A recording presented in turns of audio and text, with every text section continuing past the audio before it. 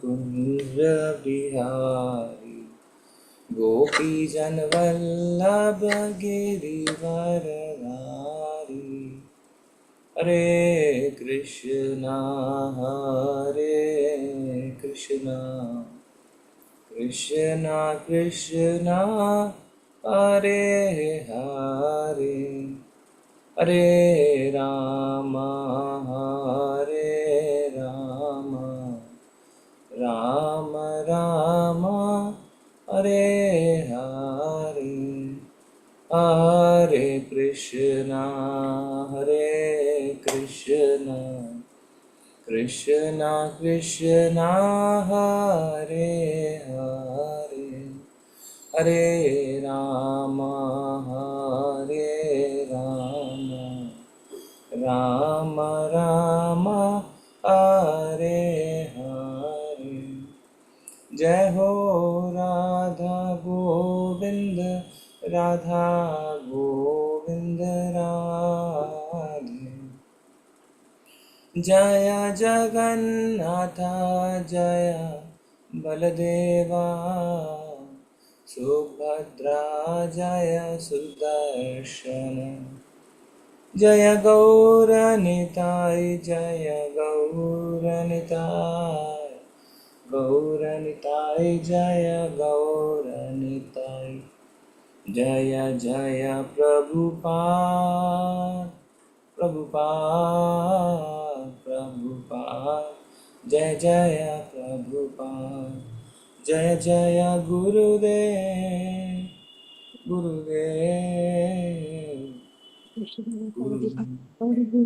जय गुरुदेव। हरे कृष्ण हरे राम ओम नमो भगवते वासुदेवाय।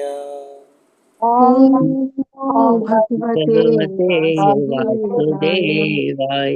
ओम नमो भगवते वासुदेवाय। ओम नमो ओम नमो भगवते भगवते वासुदेवाय। वासुदेवाय। ओम नमो भगवते वासुदेवाय। ओम ओम नमो नमो भगवते भगवते वासुदेवाय। वासुदेवाय। नारायणं नमस्कृत्य नारायणं नारायणं नमस्कृत्य नमस्कृत्य नारायणं नमस्कृत्य नारायणं नारायणं नमस्कृत्य नमस्कृत्य नरं चैव नरोत्तमं नरं चैव नरोत्तमं नरोत्तमं देवीं सरस्वतीं व्यासं देवीं देव्यं सरस्वतीं सरस्वतीं व्यासं व्यासं ततो जयमुदीरये।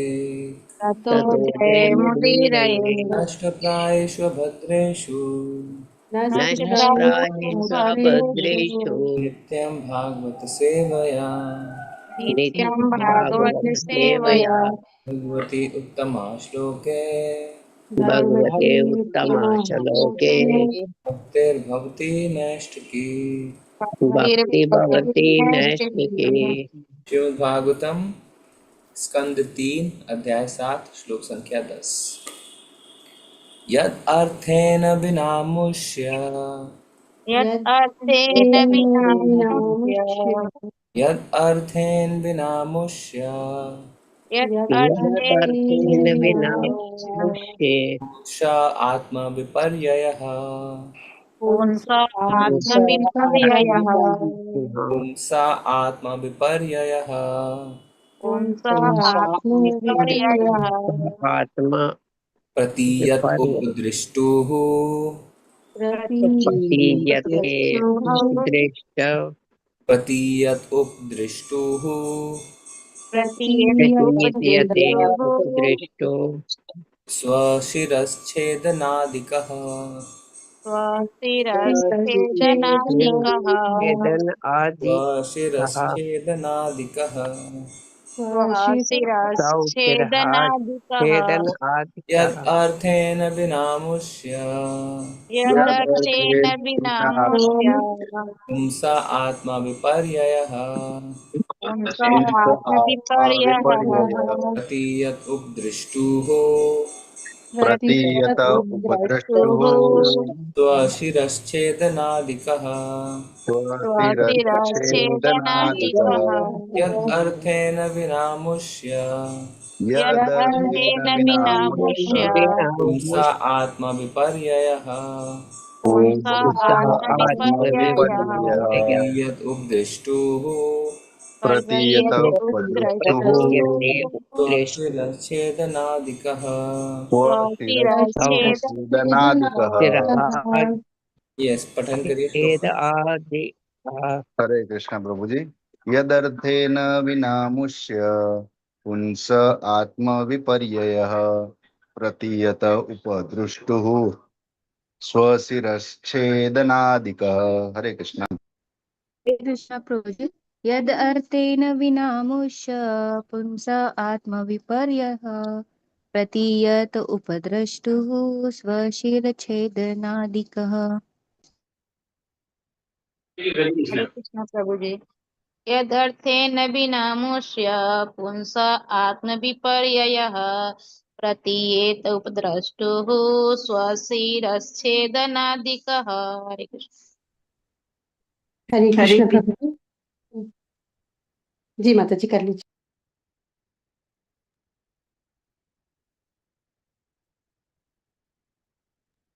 हरे कृष्ण प्रभु जी। यद अर्थेन विनामुष्य पुंस आत्म विपर्यः प्रतीयत उपद्रष्टु स्वशिरश्छेदनादिकः। हरे कृष्ण। हरे कृष्ण प्रभु जी। यत् अर्थेन विना अमूर्षा पुंसा आत्म विपर्ययः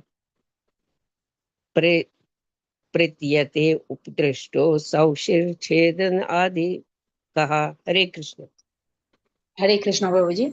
यद अर्थेन विनामोस्य पुंसम आत्मविपर्यः प्रतीयत उपद्रष्टु स्वशिच्छेदनादिका। हरे कृष्ण। हरे कृष्ण प्रभु जी। यद अर्थेन विनामुस्य पुंसम् आत्मविपर्ययः प्रतीयत उपद्रष्टुः स्वशिरश्छेदनादिकः। हरे कृष्ण।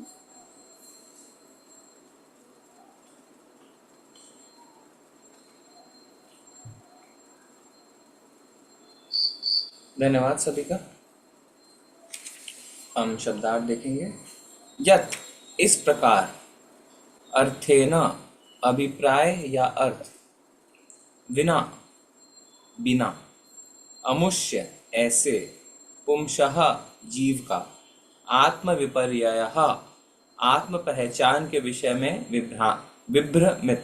विभ्रमित, प्रतीयते ऐसा लगता है, उपद्रष्टुः उथले दृष्टा का, स्वशिरः अपना सिर, छेदन आदिकः काट लेना। अनुवाद और तात्पर्य श्रील प्रभुपाद जी के द्वारा। श्रील प्रभुपाद जी की जय। जीव अपनी आत्म पहचान के विषय में संकट में रहता है। उसके पास वास्तविक पृष्ठभूमि नहीं होती। ठीक उसी तरह जैसे स्वप्न देखने वाला व्यक्ति यह देखे कि उसका सिर काट लिया गया है। कृपया दोहराएं। जीव अपनी आत्म पहचान के विषय में जीव अपनी आत्म पहचान के विषय में संकट अपनी में रहता है। आत्मज्ञान के विषय संकट में में रहता है। संकट में उसके रहता है। पास वास्तविक पृष्ठभूमि नहीं होती। उसके उसके पास पास वास्तविक वास्तविक पृष्ठभूमि पृष्ठभूमि नहीं नहीं होती। होती। ठीक उसी तरह ठीक ठीक उसी इसी तरह तरह जैसे स्वप्न देखने वाला व्यक्ति जैसे जैसे स्वप्न स्वप्न देखने देखने वाला वाला व्यक्ति व्यक्ति यह देखे ये यह देखे देखे कि उसका सिर काट लिया गया है। कि कि उसका उसका सिर सिर काट लिया काट गया है। लिया गया है। जी, कोई तात्पर्य पढ़िए। हरे कृष्ण। रीता माता जी पढ़िए। हरे कृष्ण माता जी। हरे कृष्ण प्रभु जी। श्री प्रभुपाद की जय। तत्पर श्री प्रभुपाद द्वारा। एक बार पाठशाला में एक शिक्षक ने अपने शिष्य को धमकाया कि वह उसका सिर काट कर दीवार पर टांग देगा। जिससे बालक यह देख सके कि उसका सिर किस तरह काट लिया गया है। वह बालक डर गया और उसने शैतानी करनी बंद कर दी। इसी तरह शुद्ध आत्मा के कष्ट तथा उसकी आत्म पहचान का व्यवधान श्री भगवान की बहिरंगा शक्ति द्वारा ही नियंत्रित होते हैं। यह शक्ति उन शैतान जीवों को नियंत्रित करती है जो श्री भगवान की इच्छा के विरुद्ध जाने जाते हैं। वस्तुतः जीव के लिए न तो कोई बंधन है, न कष्ट, न ही वह कभी अपनी शुद्ध चेतना गंवाता है। अपनी शुद्ध चेतना में जब भी वह अपनी स्थिति के विषय में कुछ गंभीरता से सोचता है तो उसकी समझ में आ सकता है कि वह सदैव परमेश्वर की कृपा पर आश्रित है और परमेश्वर से एकाकार होने का उसका प्रयास मिथ्या मोह है। जीव जन्म जन्मांतर से भौतिक प्रकृति पर मिथ्या ही प्रभुत्व जताने का और भौतिक जगत का प्रभु बनने का प्रयास करता है। उसे कोई ठोस फल हाथ नहीं लगता।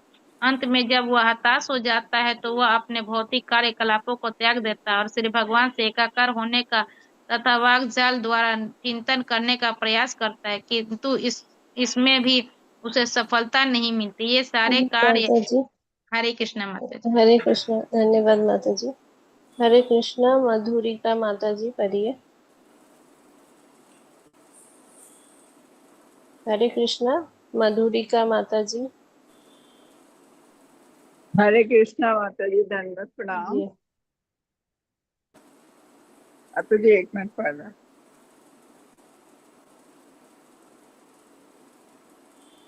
ये सारे कार्य माया शक्ति के आदेशानुसार संपन्न किए जाते हैं।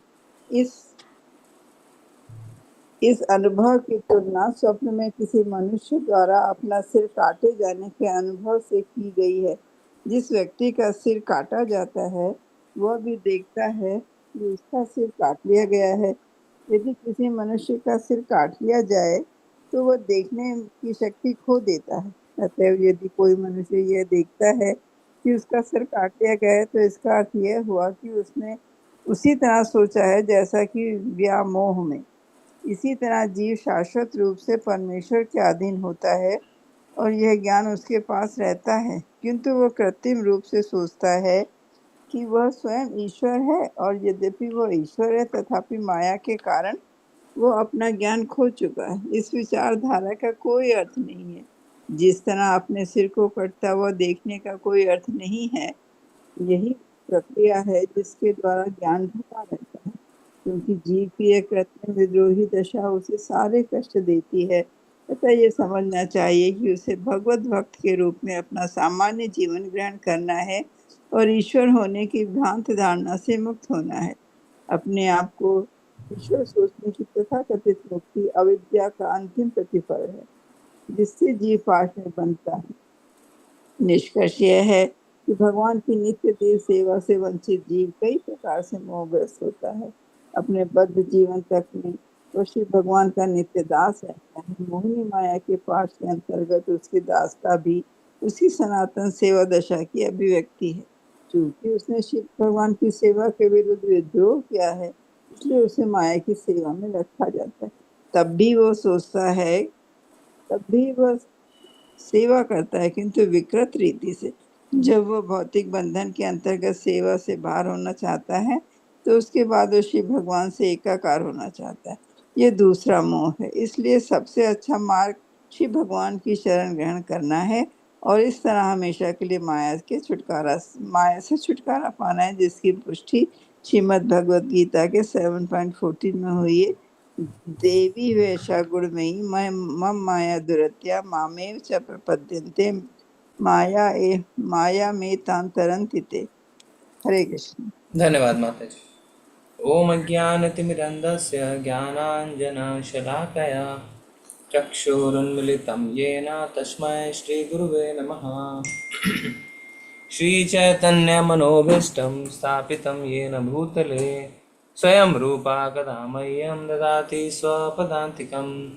वन्देऽहं श्रीगुरु श्रीयुत्पदकमलं श्रीगुरून् वैष्णवांश्च श्रीरूपं साग्रजातं सहगण रघुनाथान्वितान्तं सजीवं साद्वैतं सावधूतं परिजनसहितं कृष्णचैतन्यदेवं श्रीराधा कृष्णपादान् सहगण ललिता श्रीविशाखान्वितांश्च नमो विष्णुपादाय कृष्णपृष्ठाय भूतले श्रीमते भक्ति वेदांत स्वामी इति नामिने। नमस्ते सारस्वते देवे गौरवाणी प्रचारिणे निर्विशेषाय शून्यवादी पाश्चात्यदेशतारिणे। वाञ्छाकल्पतरुभ्यश्च कृपा सिन्धुव एव च पतितानां पावनेभ्यो वैष्णवेभ्यो नमो नमः। हे कृष्ण करुणा सिंधु दीनबंधु जगतपते गोपेश गोपिका कांत राधा कांत नमस्तुते। तप्त कांचन गौरांगी श्री राधे वृंदावनेश्वरी वृषभानुसुते देवी प्रणमामि हरिप्रिये। जय हो श्री कृष्ण चैतन्य प्रभु नित्यानंदा श्री अद्वैत गदाधरा शिवसादि गौर भक्ता वृंदा। नमो महावदन्याय कृष्ण प्रेम प्रदायते कृष्णाय कृष्ण चैतन्य नामने गातिशे नमः। हरे कृष्णा कृष्णा कृष्णा हरे हरे हरे राम राम राम हरे हरे। यत् अर्थेन विनामुष्य पुंसा आत्मविपर्ययः प्रतीयत उपदिष्टुः स्वशिरश्छेदनादिकः।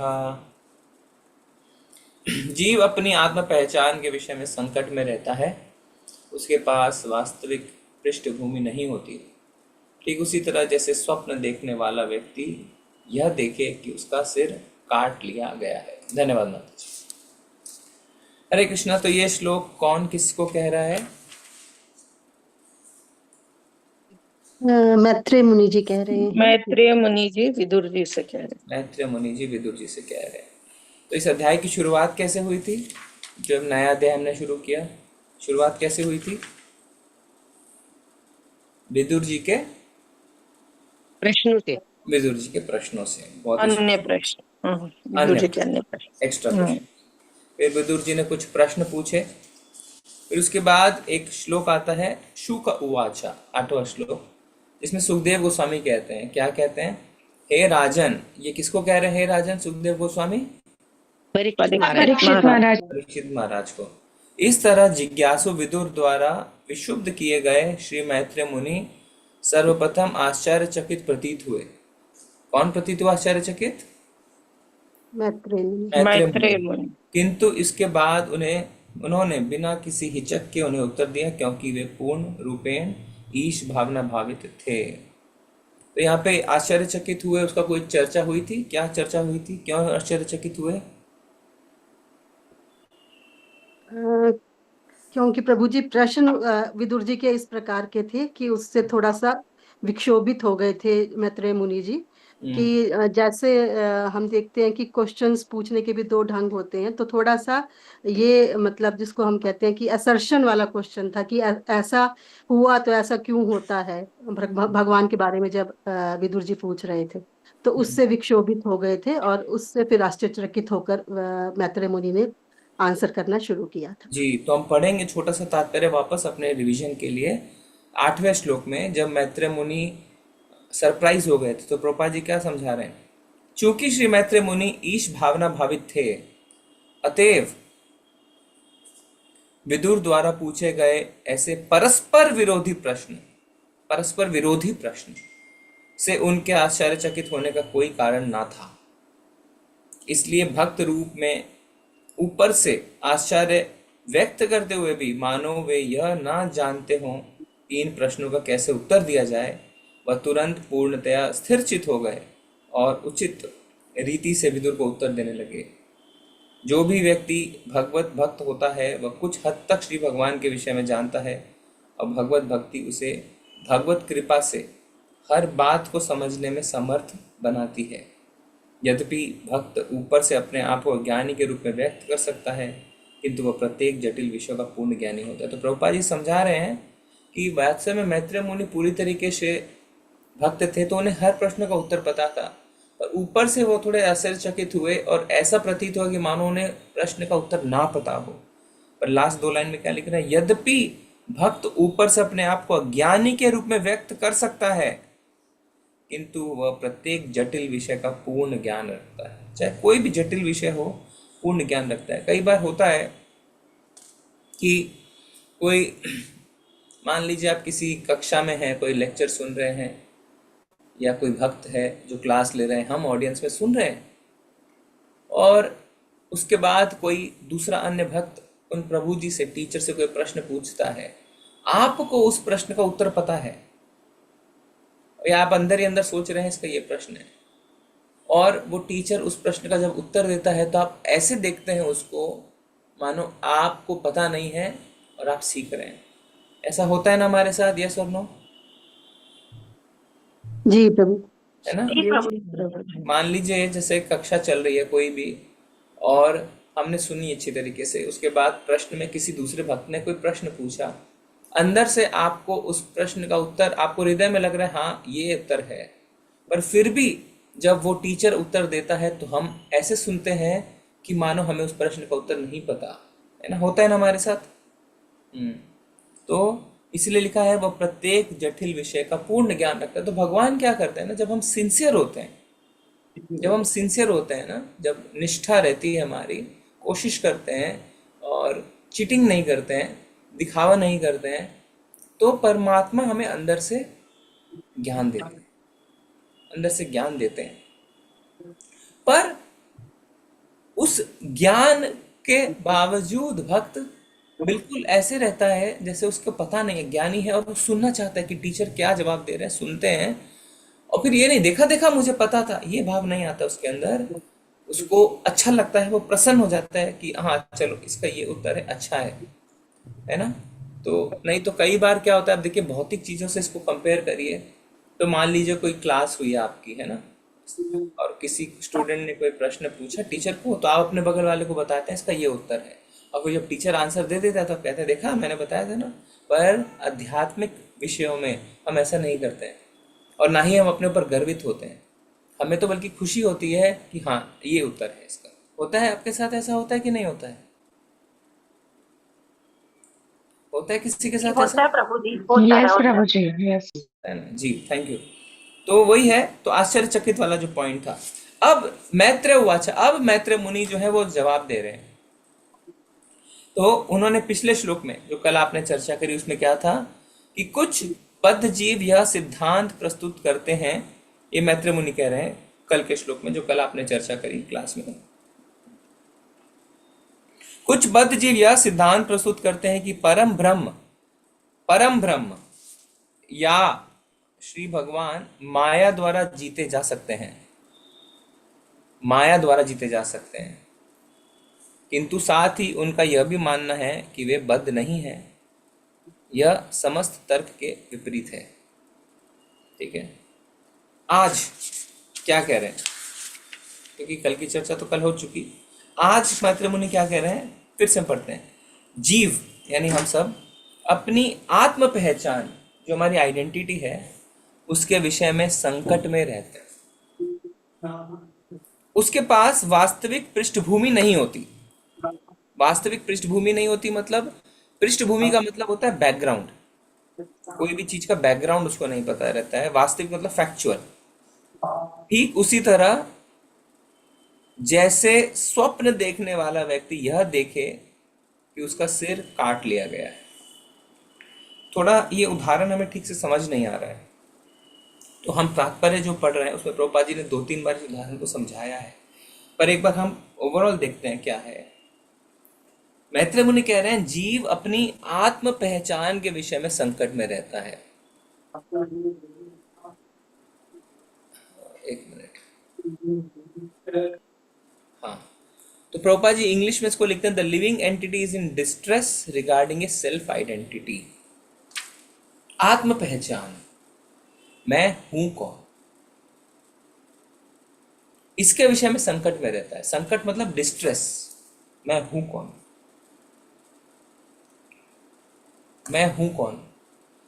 आप में से कभी किसी को ऐसा लगा है कृष्णा कॉन्शियसनेस में आने से पहले, मतलब इस्कॉन से जुड़ने से पहले, प्रभुपाद जी की किताबें पढ़ने से पहले, कभी भी आपने कभी सोचा मैं हूं कौन? किसी के मन में प्रश्न उठा था? यस प्रभु जी, आया था। ओके, और यस प्रभु जी, आया था। आया है? तो हाँ, आया है। खाली 2 माताएं और कोई माताओं के या प्रभु के मन में कभी आया मैं हूं कौन? नहीं आया था। नहीं नहीं आया। आया? नहीं, तो सिर्फ प्रश्न तो आया था लेकिन जवाब नहीं मिला था। हाँ, तो दोनों चीजें हैं, किसी के मन में प्रश्न आते हैं, किसी के मन में प्रश्न नहीं आते हैं। जवाब तो किसी को नहीं मिला। जब तक हमने प्रभुपाद जी का आश्रय नहीं लिया हमें जवाब नहीं मिला, और आज भी जवाब मिल गया हमें पर हमने उसको स्वीकारा नहीं है। क्योंकि जवाब क्या है, इसका जवाब क्या है, मैं हूँ कौन? मैं शरीर हूँ और मैं आत्मा हूँ। शरीर नहीं आत्मा है। शरीर नहीं आत्मा है, और मैं भगवान मैं का हूँ दास हूँ। भगवान का दास हूँ, भगवान का सेवक। यस, मैं हूँ कौन? जीवेर स्वरूप भगवान होए, का अंश भी है। कृष्ण रे नित्य दास। ये हमारा स्वरूप है। तो ये हमने जान लिया है, जवाब मिल गया है, पर इसे स्वीकारा नहीं है, स्वीकारा नहीं है, कोशिश कर रहे हैं स्वीकारने की। एक बहुत ही सुंदर, मैं आपको बताऊंगा एक कैसे हमने नहीं स्वीकारा, ठीक है? तो अभी एक सीनियर डिवोटी है बहुत, वो बता रहे थे, वो कहते हैं मंगल आरती हमें मर के भी नहीं छोड़नी चाहिए। मंगल आरती हमें मर के भी नहीं छोड़नी चाहिए, और इसके लिए अनेकानेक शास्त्रों से वो उदाहरण देते हैं, श्रीमद् भागवतम से, चैतन्य चरितामृत से, अन्य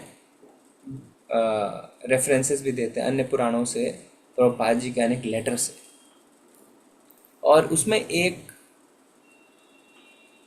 घटना वो बताते हैं कि जब गुरु महाराज, प्रभुपाद जी के गुरु महाराज श्रील भक्ति सिद्धांत सरस्वती ठाकुर मंगल आरती में अटेंड कर रहे थे, तो उन्होंने बाकी भक्तों से पूछा कि सारे आ गए? यस गुरु महाराज आ गए, एक को छोड़ के। बोला क्यों? बोला वो बहुत बीमार है, आ नहीं सकता। तो भक्ति सिद्धांत सरस्वती ठाकुर ने कहा उसके बिस्तर को उठा के यहाँ पे ले आओ,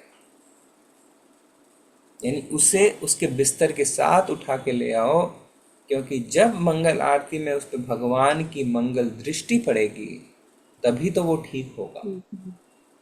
अब भक्त उसको उसके बिस्तर के साथ, उसके बेड के साथ उठा के ले आए। इतना आवश्यक है मंगल आरती अटेंड करना।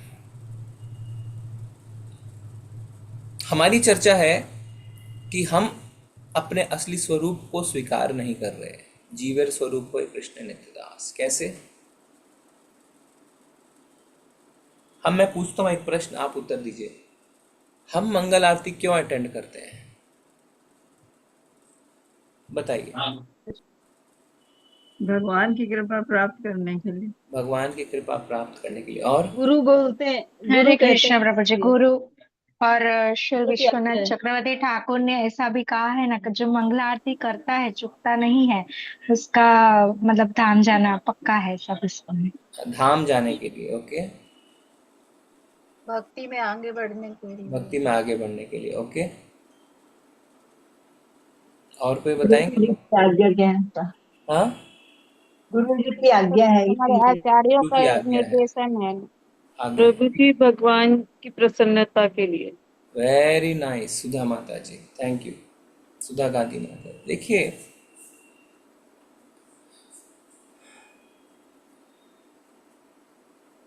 भगवान की प्रसन्नता एक दास के जीवन का उद्देश्य क्या होता है? अपने स्वामी को प्रसन्न वो रखें। उसके स्वामी को प्रसन्न करना। दास के जीवन का लक्ष्य, उसका जीवन का उद्देश्य है अपने स्वामी को प्रसन्न करना। तो हमने कहा हम हैं कौन? जीवेर स्वरूप है कृष्ण नित्यदास। पर हमने इस बात को माना ही नहीं है। क्यों नहीं माना है?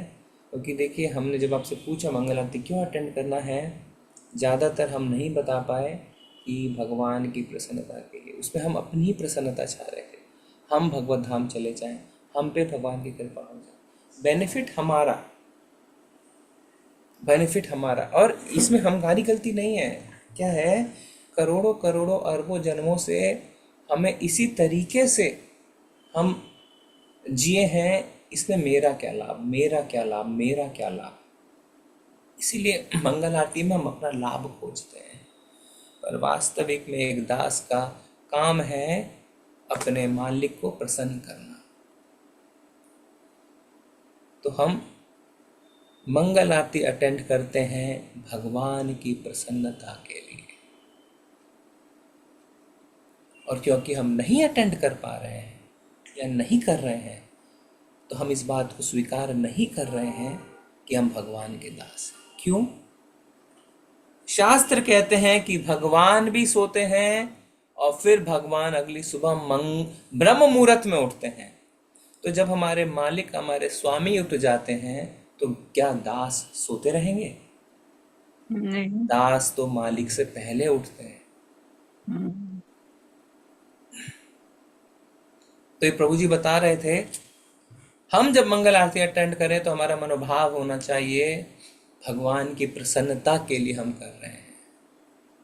जैसे आपके बच्चे का कोई पेरेंट्स टीचर मीटिंग में या कोई स्पोर्ट्स डे में या कोई एनुअल फंक्शन में अगर कोई ड्रामा है, कोई सिंगिंग है, कोई कुछ है, तो आप उसे अटेंड करते हैं इसलिए अपने बच्चे की प्रसन्नता के लिए।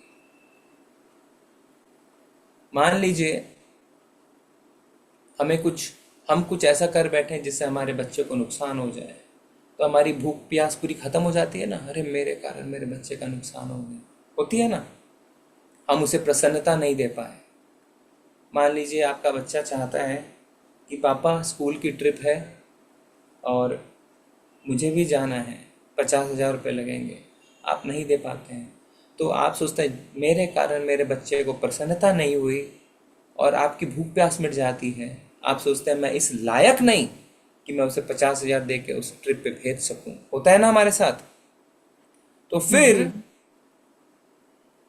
जब भगवान की मंगल आरती हम अटेंड नहीं कर पाते, उन्हें प्रसन्नता नहीं दे पाते, तब हमारे साथ ऐसा क्यों नहीं होता है कि हम बोले शह हमारा क्या लाभ जीवन का, हम तो मंगल आरती अटेंड करके भगवान को प्रसन्नता भी नहीं दे पा रहे। पर ऐसा नहीं सोचते। क्यों? क्योंकि हम भगवान को अपना नहीं मानते हैं। हम अपने बच्चे को अपना मानते हैं, अपने पति को अपना मानते हैं, भगवान को अपना नहीं मानते। क्योंकि अगर भगवान को अपना मानेंगे तो उनकी प्रसन्नता के लिए कार्य करेंगे, पर हम नहीं कर पा रहे। तो प्रभु जी बता रहे थे अगर हम मंगल आरती अटेंड नहीं कर पाए तो अपने आप को पनिशमेंट देनी चाहिए। बोले क्या पनिशमेंट? पूरे दिन खाना नहीं खाओ। अब पूरे दिन नहीं, कम से कम ब्रेकफास्ट नहीं करूंगा मैं। अब वो प्रभु जी ऐसा करते थे। वो बोलते थे मेरे अंदर इतनी गलानी होती है, मेरे को लगता है मैं अपने भगवान को प्रसन्न नहीं कर पा रहा, तो क्या फायदा इस शरीर का, भाड़ में जाए ये शरीर, मुझे नहीं खाना। और जबकि वो अटेंड तो ऐसा हुआ ही नहीं उनके जीवन में कि उन्होंने कभी अटेंड नहीं किया, लेट हो जाते थे, तब ये उनके मन की स्थिति रहती थी। पर हमारे मन की स्थिति ऐसी नहीं है। इसीलिए हमने चर्चा क्यों शुरू करी थी? हम कह रहे हैं कि हमारी आत्म पहचान है भगवान का दास, पर हम इस बात को स्वीकार नहीं कर रहे। क्योंकि स्वीकार कर रहे होते तो एक छोटा सा उदाहरण मैं बता रहा हूँ, हम मंगल आरती अटेंड कर रहे होते, क्योंकि मंगल आरती भगवान की प्रसन्नता के लिए अटेंड की जाती है, जो हम नहीं कर पा रहे। तो यानी हम ऐसे दास हैं जिन्होंने विद्रोह कर दिया है। मान लीजिए राजा है, रोज सुबह उठता है और वो चाहता है कि उसके जितने दास हैं वो उसके साथ रहें भगवान की आरती में, पर जो दास नहीं रहता है तो यानी वो राजा के ऑर्डर का विद्रोह कर रहा है। नहीं मानता मैं राजा की बात, विद्रोही हो गए ना। तो हम कहते हैं हम तो विद्रोही नहीं, हम तो विद्रोही नहीं, हम विद्रोही हैं। हम अगर भगवान की प्रसन्नता के लिए कार्य नहीं कर पा रहे हैं तो विद्रोही तो है। और है क्या? प्रभुपाद जी बार बार लिखते हैं कि कोई भी क्षण अगर हम भगवान की सेवा में नहीं बिता रहे हैं वह विद्रोह है।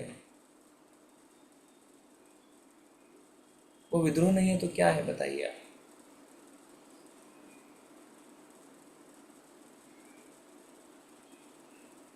तो जीव अपनी आत्म पहचान के विषय में संकट में रहता है।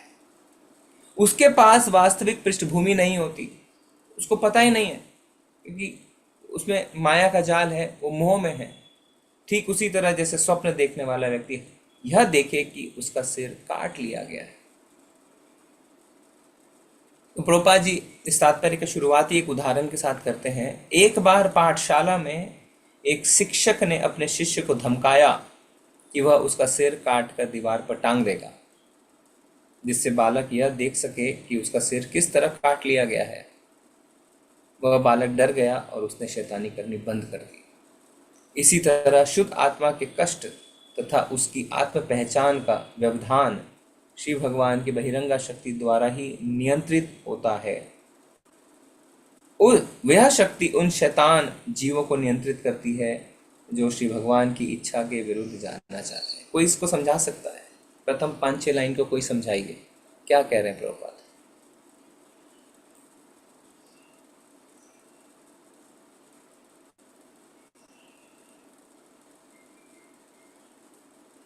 समझाइए,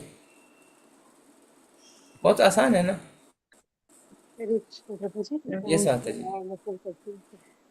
जोर से जैसे बोले, मतलब नहीं रहा। अगर किसी का सिर काट दिया जाए तो वो देख नहीं सकता कि मेरा सिर कट रहा है, परंतु यहाँ पर जैसे कह रहे हैं कि वो देख पाए कि उसका सिर कट रहा है। जैसे स्वप्न में कोई ये देख सकता है कि मेरा सिर कट रहा है, पर वास्तव में ऐसा नहीं होता है। उसी प्रकार से जो कुछ हम माया के प्रभाव में आकर एक जीवात्मा करती है, वो सब एक स्वप्न की भांति है कि हमें पता है कि हम देख रहे हैं कि हम गलत कर रहे हैं, हम वास्तविक स्वामी नहीं हैं, और ये जो कुछ हम माया के प्रभाव में आके कर रहे हैं ये हमारा वास्तविक स्वरूप नहीं है, पर फिर भी हम वैसा करते हैं। ऐसा कुछ समझ रही हूँ प्रभु जी। ओके ओके, और बताइए, और कौन क्या समझ रहा है? एक्चुअली हिंदी में ऐसे लिखा हुआ है ना कि हम समझ नहीं पा रहे हैं ठीक से, बट इंग्लिश को आप पढ़ेंगे तो बहुत आसानी से समझ जाएंगे। मैं बताता नहीं हूँ। प्रभु, जैसे जो एक राजा होता है वो अपने जो नियम बनाता है वो जनता की भलाई के लिए ही बनाए जाते हैं, और जब उसको नहीं फॉलो करता है तो उसको दंड देता है ताकि दूसरे लोग वही गलती दोबारा ना कर सकें। तो इसलिए भगवान ने ये नियम हमारे लिए बनाया और हमें उसको फॉलो करना चाहिए। वही चीज टीचर भी कर रहा है कि जब वो बच्चों को बता रहा है कि ये काम नहीं करो, अगर गलती करोगे तो तुम्हारा सर काट के टांग देंगे, और जब उसका सिर काट के टांग देता है तो दूसरे बच्चे, वो बच्चा तो डरता ही है और उसको देख के दूसरे बच्चे भी डरते हैं और वो गलती नहीं करते हैं। Very good, perfect. माता जी ने परफेक्ट समझाया, यही लिखना चाह रहे हैं प्रभुपाद। मतलब लिखे तो है हम, यही इसका अर्थ है। इंग्लिश में बहुत क्लियर है, हिंदी में थोड़ा सा कंफ्यूजन होता है हमें कि जब कोई टीचर कहता है कि मैं तुम्हारा सर काट के दीवार पर टांग दूंगा तो बच्चा डर जाता है, वो भी डर जाता है, दूसरे बच्चे भी डर जाते हैं और शैतानी करना बंद कर देते हैं। इसी तरीके से हमें जो कष्ट देती है माया, इसलिए देती है कि हम डर जाएं और शैतानी करना बंद कर दें। क्या शैतानी? क्या शैतानी? क्या कर्म शैतानी? करते हैं हम, विकर्म करते हैं हम, मतलब जो शास्त्र के विरुद्ध का जो कार्य करते हैं वो। हरे कृष्ण हाँ, जी। प्रकृति, I me and mine, I me and mine, प्रकृति पर प्रभुत्व जताने की शैतानी हम बंद कर दें। कैसे? हमारे ऊपर जो कष्ट महामाया दे रही है उससे डर के, और उससे दूसरे भी डर जाएं। जैसे हम देखें किसी दूसरे व्यक्ति को, अरे देखो उसके कर्म ऐसे थे ना, तो हम भी डर जाएं। भगवान कहते हैं 4 प्रकार के लोग मेरे पास आते हैं, आर्त, अर्थार्थी, ज्ञानी, जिज्ञासु। आर्त, दुखी, खुद को जब माया ने कष्ट दिया तो सुधरने के लिए आ गए, और ज्ञानी, नहीं देखो नहीं भगवान की बात मानेंगे तो ऐसा ही होगा, माया छोड़ेगी नहीं हमें भी, तो फिर हम भगवान के शरण में आ जाते हैं। जब आप भक्ति करने लगते हैं तो आपको लगता है ना, देख तो कोई कष्ट में रहता है तो आप कहते हैं प्रभु मेरी बात मानिए, आपके सारे कष्ट खत्म हो जाएंगे, आप भगवान की शरण लीजिए। क्यों? क्योंकि आप समझ रहे हैं उसके कष्ट इसीलिए हैं क्योंकि भगवान की शरण नहीं ले रहा है, तो डर जाते हैं। तो जो डर उस छात्र के मन में है कि मेरा सिर काट के टांग दिया गया है तो मैं नहीं करने वाला शैतानी, वही डर भगवान हमारे अंदर डालते हैं महामाया के थ्रू, हमें कष्ट पहुंचा के। इस तरीके से समझाया गया है ना। धन्यवाद माता जी, आपने बहुत सुंदर समझाया। थैंक यू प्रभु जी। यह शक्ति उस शैतान जीवों को नियंत्रित करती है, उन शैतान जीवों को। तो क्या हम उन शैतान जीवों में आते हैं कि नहीं आते हैं? आते हैं प्रभु जी, आते हैं अभी। सारे ही आ जाते हैं ना, क्योंकि आगे क्या लिखा हुआ है, जो भगवान की इच्छा के विरुद्ध जाना चाहते हैं। हम भगवान की इच्छा के विरुद्ध गए तभी तो यहाँ पे भौतिक संसार में है, नहीं तो हमारे यहाँ पे होने का कोई सवाल ही नहीं था। हम भगवान के कहाँ पे होते? गोलोक धाम में होते, वैकुंठ में होते, भगवान की सेवा कर रहे होते। वस्तुतः जीव के लिए ना तो कोई बंधन है ना कष्ट, ना ही वह कभी अपनी शुद्ध चेतना गवाता है। इसका मतलब क्या है? वस्तुतः जीव के लिए ना तो कोई बंधन है ना कष्ट, ना ही वह अपनी कभी शुद्ध चेतना गवाता है। इसका अर्थ समझाएंगे कोई?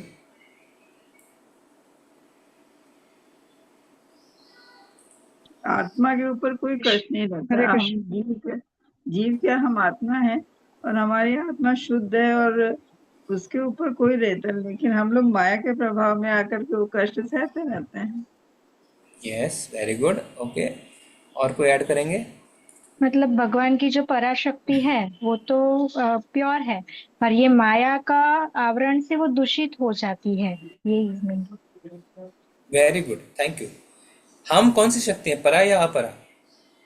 हम तो मतलब जीव है वो पता है परा, प्रभु जी। पहले इसमें उत्तर दीजिए, हम परा है कि अपरा? परा परा पराशक्ति परा है। पराशक्ति? प्रभु जी अपराशक्ति। नहीं नहीं नहीं माता जी, पराशक्ति परा है। हम जीव भगवान की पराशक्ति है और उसमें हम तटस्थ हैं, ठीक है। इसको क्यों मैंने पूछा उसके लिए मैं प्रश्न पूछूंगा, पहले इस पॉइंट को। वस्तुतः मतलब क्या है? देखिए, हम माया द्वारा पीड़ित किए जा रहे हैं, इसमें कोई दो राय नहीं है। और पीड़ित करने का कारण क्या है? कारण बता दिया है कि जिससे हम डर जाएं और हम डर के अपनी गंदी आदतों को, शैतानी आदतों को छोड़ दें। Very good. अब वस्तुतः प्रभुपाद जी कह रहे हैं, वास्तव में जो जीव है ना, उसके लिए कोई बंधन नहीं है, कोई कष्ट नहीं है, वह अपनी शुद्ध चेतना कभी नहीं गवाता। अरे ये क्या बोल रहे हैं प्रभुपाद जी? कोई बंधन नहीं है, कोई कष्ट नहीं है, हम तो इतने कष्ट में हैं, इतने बंधन में हैं, तो क्यों बोल रहे हैं? जैसे माता जी बता रहे हैं, आप लोग, जीव जो है वो, हम क्या बोलते हैं, हम शरीर नहीं, हम आत्मा है। जो हमारी आत्मा है वो है सत्य चित्त आनंद, उसके लिए कोई कष्ट नहीं है। कष्ट जो है वो शारीरिक स्तर पे है, जब हम अपने आप को शरीर समझते रहते हैं। Very good.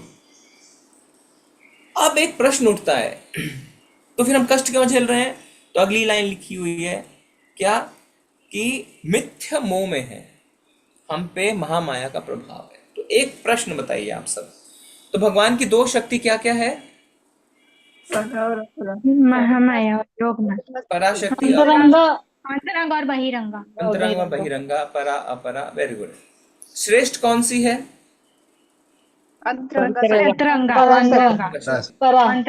अंतरंगा या परा, एक ही नाम है, ठीक है। तो हम कौन सी शक्ति हैं, श्रेष्ठ या निम्न शक्ति? हम श्रेष्ठ शक्ति हैं। तो प्रश्न ये उठता है, अगर हम श्रेष्ठ शक्ति हैं तो हम पे निम्न शक्ति हावी कैसे हो जाती है? क्योंकि हमें स्वतंत्रता चाहिए थी और मतलब विद्रोह करके भगवान से हमने ऐसा बोला कि हमें भी भगवान बनना है, जस्ट मतलब ऐसा ही स्वतंत्रता मांग ली हमने कि हमें भी भोगना है, आप ही क्यों भगवान। तो यहाँ पे आके सब मी और माई सेल्फ करते हैं। हरे कृष्ण प्रभु जी। हरे कृष्णा प्रभु। अपनी स्वतंत्रता एक एक करके उपयोग एक पहले केका माता जी, फिर रक्षा माता जी। यस, हरे कृष्णा प्रभु जी जीव बद्ध जीव पराशक्ति है भगवान की, लेकिन वो भौतिक के संसर्ग में आके अज्ञानता के बस वो भूल जाता है, भोगने का इच्छा होती के लिए उन्होंने ये बंधन में फंस जाते हैं। प्रश्न तो वही है कि अगर हम परा हैं, मतलब हम श्रेष्ठ शक्ति हैं, तो महामाया जो कि भौतिक सृष्टि है वो हम पे हावी कैसे हो पाती है? क्योंकि हम लोग भूल गए हैं भगवान के, हम लोग का जो हम लोग नित्य दास है, तो वो हम लोग भूल हो गया है, इसलिए ही ना हम लोग नीचे आ गए भोगने के लिए भगवान के। ओके, ठीक है। शैलेश प्रभु आप बताइए। ठीक है माता जी, समझ में आया आपका पॉइंट। हरे कृष्णा प्रभु जी। भगवान ने जो कहा है ना, मनसष्टानि इंद्रियाणि प्रकृति स्थानी कर सकती, जब ये आत्मा जीव तभी बनती है जब ये प्रकृति को एक्सेप्ट कर लेती है। मतलब हमें ये शरीर ही अपना लगता है, जब तक वो मानते रहेंगे तब तक हम इसमें बंधे रहेंगे। ओके, ठीक है। कोमलांगी माता जी। हरे कृष्ण प्रभु जी क्योंकि हमारी इंद्रिया अपूर्ण है, हमको जो चार कमियां प्रभुपाद जी ने बताई है ना, इन चारों की वजह से भी हम दुख पाते हैं। ओके, माधवी माता हमें ठगने की आदत है। एक मिनट, हाँ बताइए, क्या क्या ठगने की आदत है? और जैसे हम भ्रमित होते हैं, झूठ बोलते हैं, धोखा देने की आदत होती है, ठीक है, धोखा खाते हैं। ठीक है। माधवी माता जी। हरे कृष्ण प्रभु जी। क्योंकि हम 3 गुणों से बंधे और हमें झूठा अहंकार है। हम मान लेते हैं कि हम तो शरीर ही है, मतलब पता है कि आत्मा है, पर फिर भी हम शरीर के भाव से रहते हैं। तो ये ओके, भौतिक के संपर्क में आने से होता है। ठीक है, ठीक है। मीरा माता जी। प्रभु जी, हम लोग को, हम जीव तो हैं, भगवान की पराशक्ति है, मगर जीव आता है तटस्था शक्ति के अंतर्गत। और तटस्था शक्ति के पास दोनों ऑप्शन रहते हैं कि वो आध्यात्म में चला जाए या भौतिक में चला जाए। ओके, तो वेरी जब गुड। हम आध्यात्म में छोड़ के भौतिक में आने लगते हैं तो फिर हम ये ठीक है, कर्म करते समझ गए आपका आंसर। हाँ, राखी माता जी। हरे कृष्ण प्रभु जी। प्रभु जी, क्योंकि प्रकृति जो है वो आज्ञाकारी सेवक है भगवान की, और हम विद्रोही सेवक है। हम भूल गए हैं, और प्रकृति बिल्कुल वैसे ही काम करती है जैसे भगवान उनसे करवाना चाहते हैं। Thank you. ओके, ठीक है। देखिए, प्रश्न समझाता हूँ। प्रश्न ये था कि भगवान की ऐसे तो बहुत सारी शक्तियाँ हैं, 2 प्रमुख शक्तियाँ हैं, परा और अपरा। परा यानी अंतरंगा शक्ति, अपरा यानी बहिरंगा शक्ति। हम परा हैं, श्रेष्ठ हैं, और प्रकृति निम्न है। हम परा होते हुए भी निम्न शक्ति के अंतर्गत कैसे आ जाते हैं, ये प्रश्न था। इसको पॉइंट को प्रभुपाद जी ने एक तात्पर्य में डिस्कस किया है। क्या डिस्कस किया है?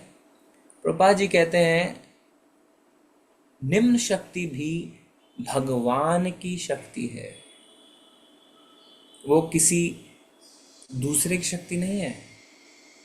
वो भी भगवान की शक्ति है, और उसकी इतनी शक्ति है कि वो हम जीव जो हैं उस पे हावी हो सके, क्योंकि अल्टीमेटली वो भी भगवान की शक्ति है। प्रभुपाद जी ऐसा समझाते हैं। हम सोचते हैं कि निम्न जो है वो श्रेष्ठ शक्ति पे कैसे हावी हो जाएगी, क्योंकि निम्न शक्ति भी भगवान की ही शक्ति है। ऐसा नहीं कि वो भगवान की शक्ति नहीं है, क्योंकि वो भगवान की शक्ति है इसीलिए वो हम पे हावी हो जाती है। क्यों? क्योंकि जीव जो है वो भले ही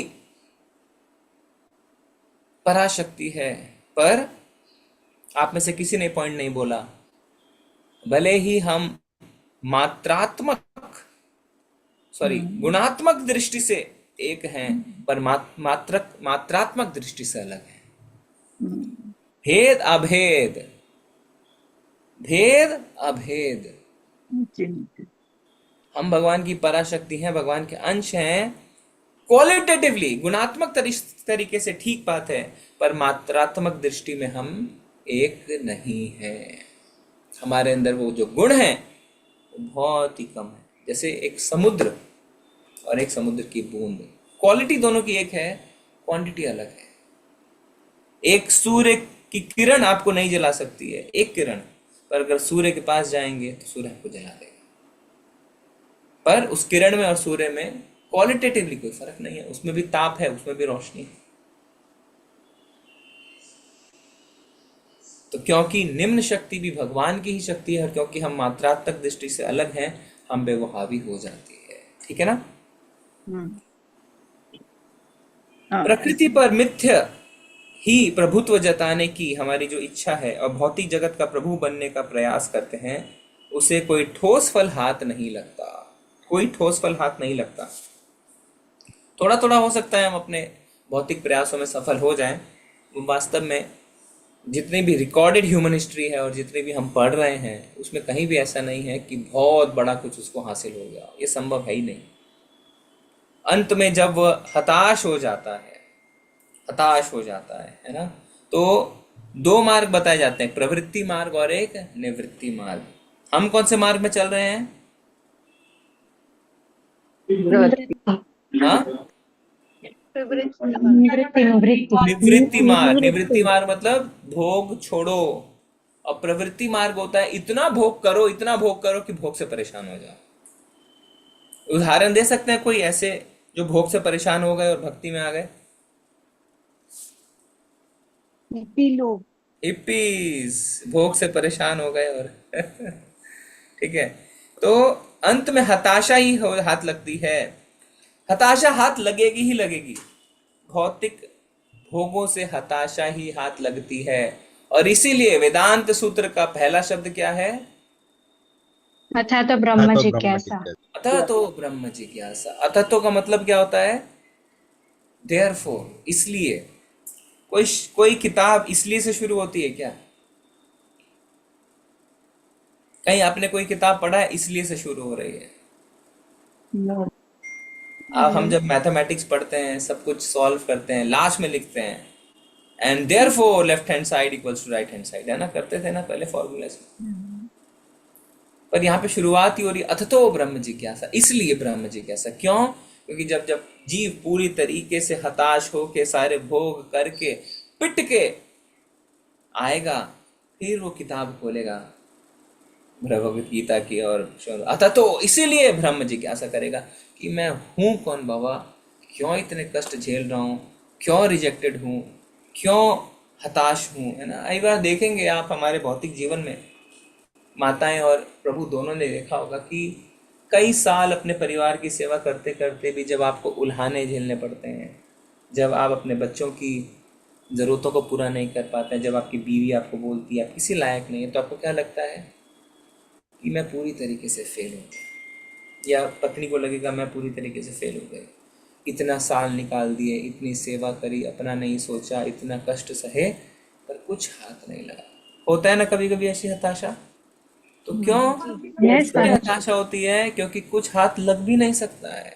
फिर आप सोचते हैं कि बेकार है सब कुछ, कितना ही कर लो यार, ये लोग तो सेटिस्फाइड ही नहीं होते।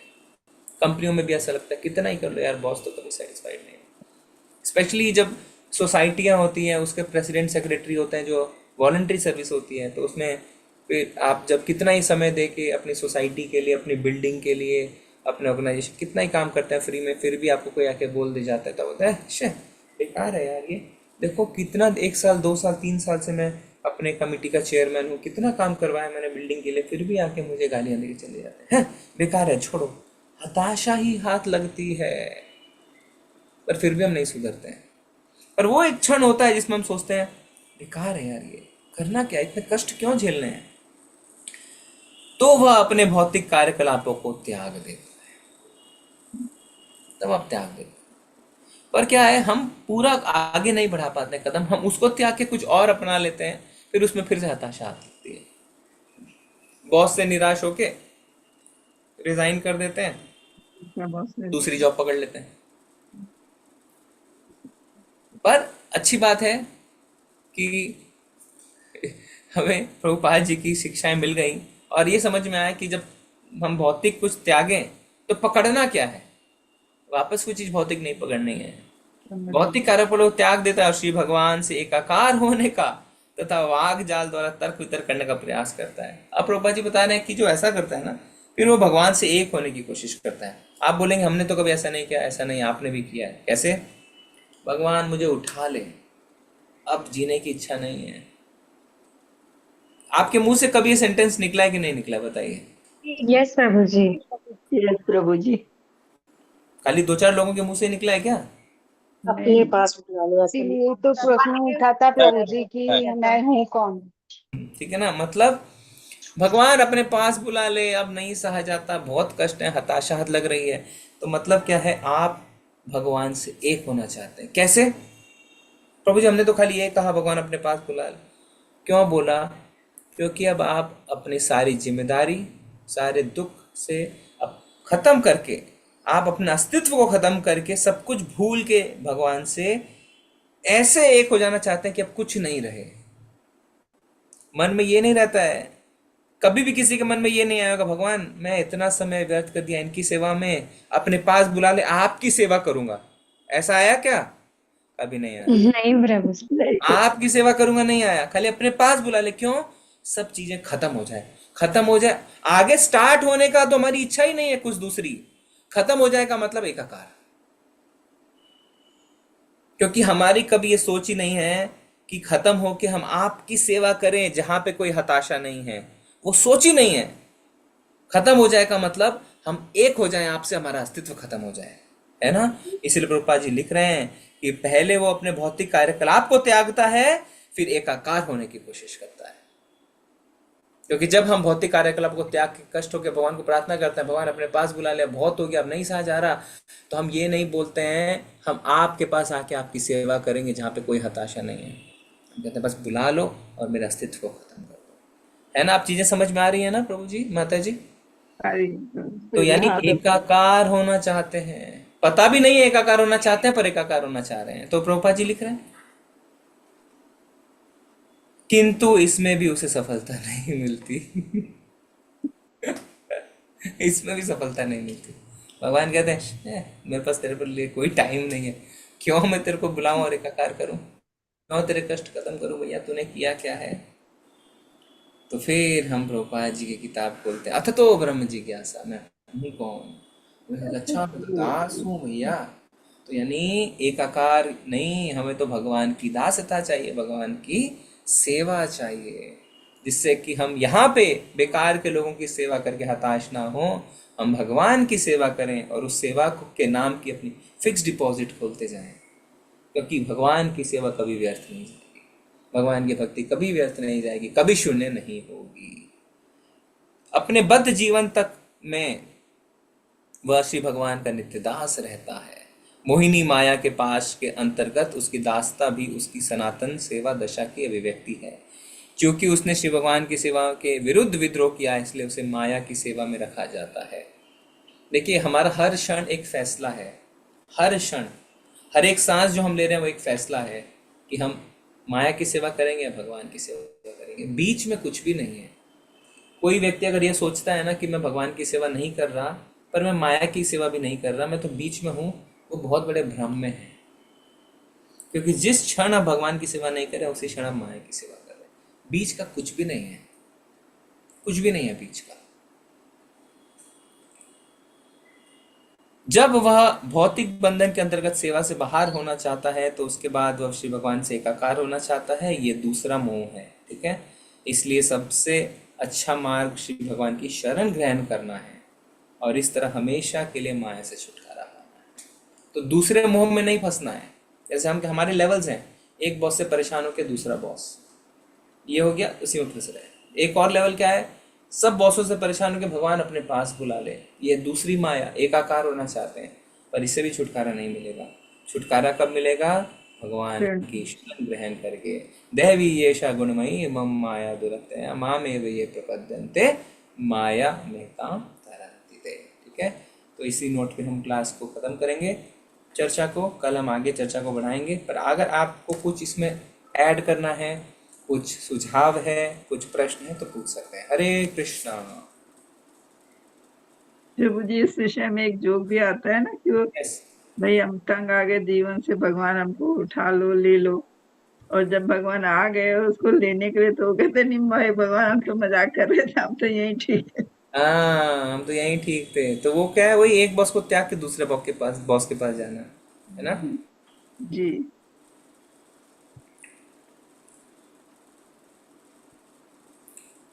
यस, किसी का कोई प्रश्न है, कुछ ऐड करेंगे?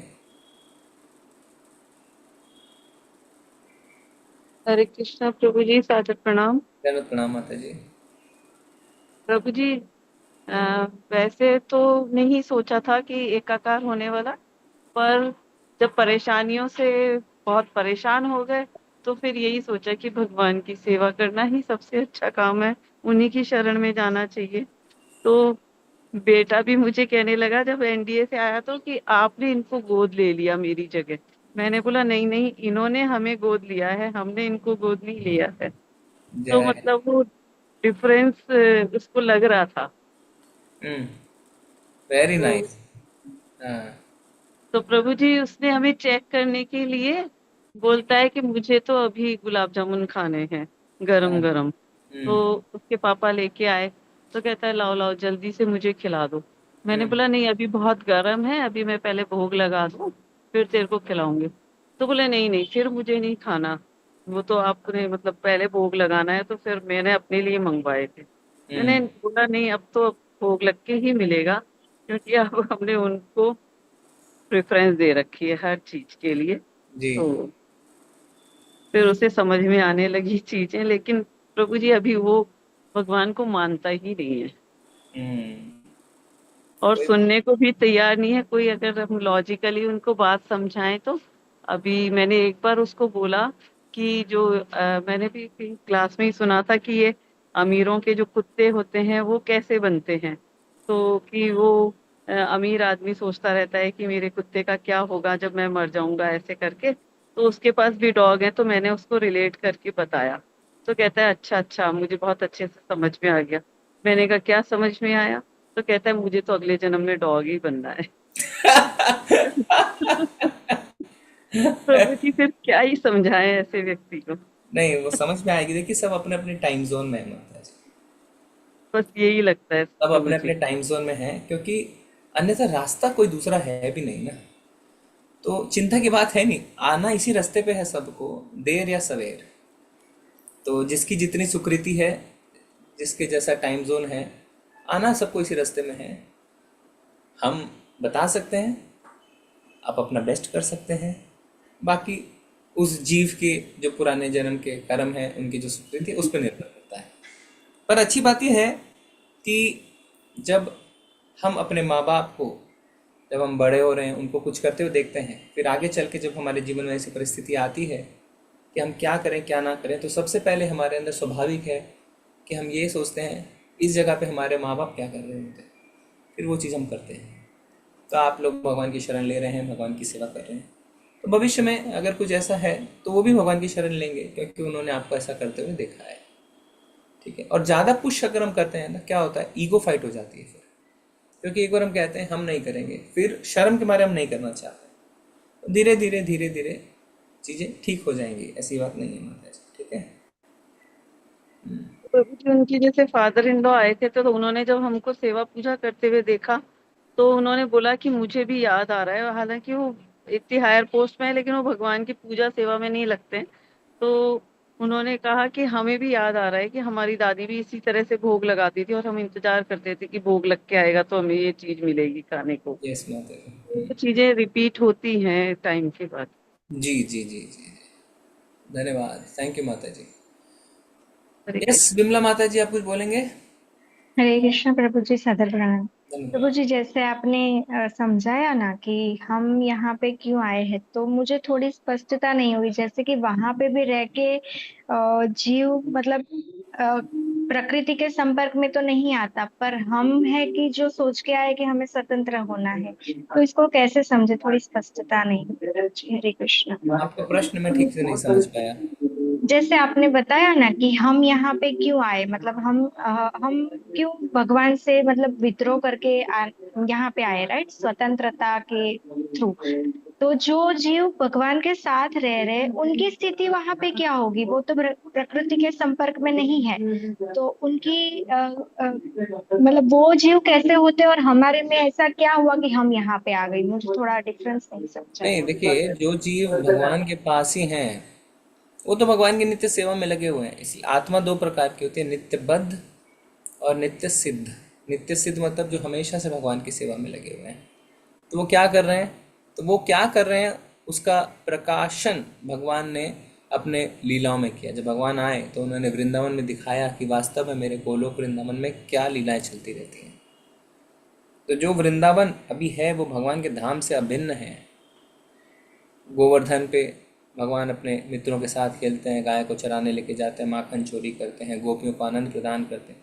ये सारी लीलाएं नित्य चल रही हैं, और इसमें जितने ग्वाल बाल हैं, जितने गोप गोपियां हैं, जितने गाय बछड़े हैं, वो सब भगवान के बहुत शुद्ध भक्त हैं, और भगवान के धाम में ये नित्य लीलाएं चल रही हैं।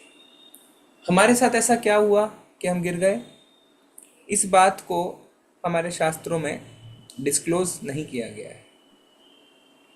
प्रभुपाद जी ने बहुत बार तात्पर्य में अपने लिखा भी है कि हम गिर गए क्योंकि हमने अपने भोग की इच्छा करी। और भगवान हिटलर नहीं है। भगवान कहते हैं कि तुम्हारे भोग करने की इच्छा, तुम भोग करो। प्रश्न उठते हैं कि अगर हम भगवान के धाम में थे, पहले थे, तो फिर हम भोग करने की इच्छा कैसे हुई हमारी? इसके कोई एक्सप्लेनेशन देते भी हैं, कोई एक्सप्लेनेशन नहीं भी देते हैं। पर जो एक बात भक्त कहते हैं कि ये भगवान से जाके ही हमें पता चलेगा कि हम कब बद्ध हुए और क्यों बद्ध हुए। पर वो एक ही चीज बताते हैं कि गड्ढे में गिर गए, ये तो पता चल गया है ना। कैसे गिरे, कब गिरे, इसका कोई सटीक उत्तर नहीं है। पर चिंता ये है कि हम गड्ढे से निकले कैसे। देखिए, इस बात को अस्वीकार नहीं किया जा सकता कि हम गड्ढे में गिर गए, इस बात को तो स्वीकार करना ही पड़ेगा।